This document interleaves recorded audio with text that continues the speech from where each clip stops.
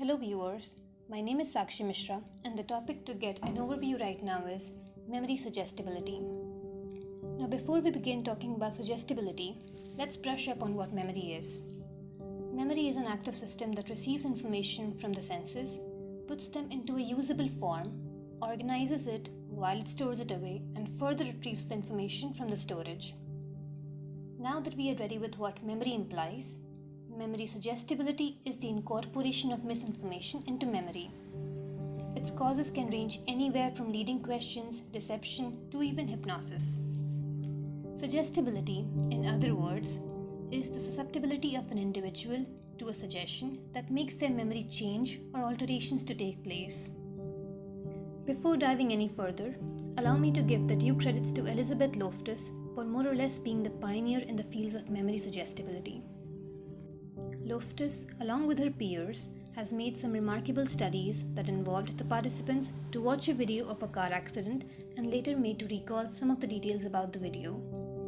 The research fairly concluded that the kinds of words used while questioning heavily impacted the recall of the incident by the eyewitness, thus implying to the complexities that come with leading questions. Talking about the impact that suggestibility has, well, it definitely creates alterations in the pre-existing memory, thus making them unreliable and invalid in the court of law, and needless to mention, leads to poor decision-making and loss of reasoning abilities.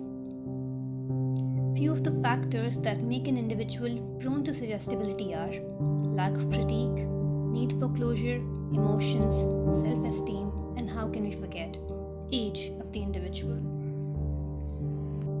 Memory suggestibility has three forms. Number 1, primary suggestibility, also known as direct suggestibility. It is when there is no hypnosis induced.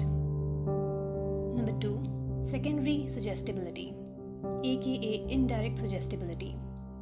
It involves hidden or indirect influences to the memory. This may include hypnosis. Number 3 is tertiary suggestibility. This was proposed by Hans Eysenck. This refers to those kinds of suggestibilities in which the individual is highly uncritical and is easy to influence because of social pressure or the fact that the idea is suggested to them by a prestigious entity. To summarize, suggestibility is the susceptibility of an individual to misinformation due to a number of intrusive causes. It happens usually when the individual does not critique much and readily accepts the piece of information given to them. Because, let's admit, as humans, we all crave closure. Thank you very much for being patient throughout the video. Have a nice day ahead.